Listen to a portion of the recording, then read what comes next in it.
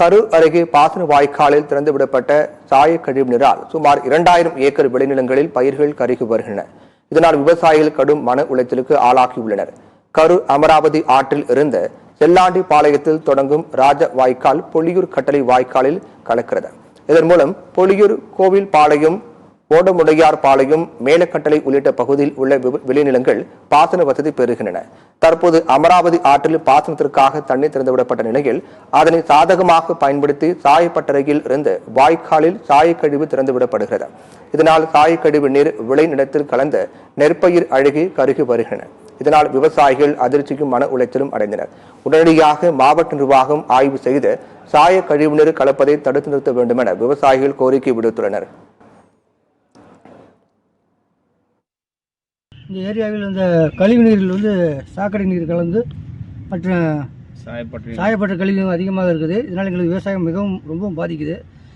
அதற்காக அரசாங்கத்தில் முடிஞ்ச உதவி செய்து எங்களுக்கு இதை இப்போ இந்த வாரத்தில் தெரியுது. நானே நீ தான் பார்க்குறேன். இதுக்கு முன்னால் இந்த வாரம் தான் வருது. இப்போ தான் அது அதிகமாக வந்து இப்போ தான் ஒரு வாரத்தில் தான் பார்க்குறேன். இதுக்கு முன்னாடி இவ்வளோ நாள் வரல, தண்ணி இல்லாமல் இருந்துச்சு.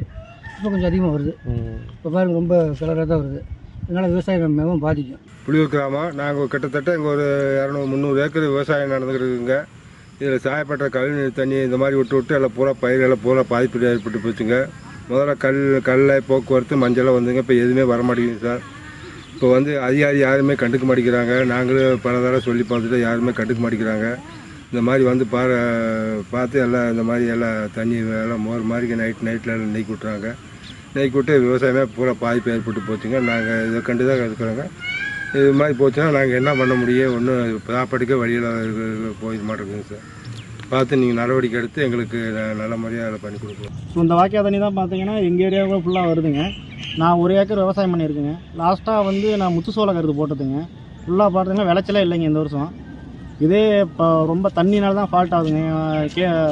இங்கே இந்த தண்ணி தாங்க பாஞ்சிட்ருக்கு. வாய்க்கால் தண்ணி தான் முக்கால்வாசி பார்த்தீங்கன்னா அந்த ஏரியாவில் பார்த்தீங்கன்னா கிட்டத்தட்ட 2000 ஏக்கர் கிட்டத்தட்ட விவசாயம் பார்த்துட்ருக்குங்க.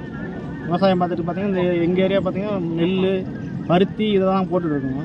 அந்த முன்னாடி இருந்த அந்த சாயப்பட்ட தண்ணி வராத முன்னாடி விளைச்சல் வந்து இப்போ இல்லைங்க.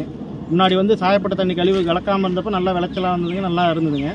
இப்போ வந்து பார்த்தீங்கன்னா இந்த கழிவு தண்ணியெல்லாம் கலக்கிறனால பார்த்தீங்கன்னா விவசாயம் ஃபுல்லாகவே பாதிச்சிருச்சுங்க. கிட்டத்தட்ட பார்த்தீங்கன்னா ஒரு நெல் போட்டோம்னா 1 ஏக்கருக்கு கிட்டத்தட்ட பார்த்தீங்கன்னா ஒரு 10-20 மூட்டை, ஒரு எக்ஸாம்பிளுக்கு பார்த்தீங்கன்னா ஒரு 20 மூட்டை வருதுன்னா பார்த்தீங்கன்னா இன்றைக்கி ஒரு அதில் வந்து ஒரு 25% கூட எடுக்க முடியலைங்க.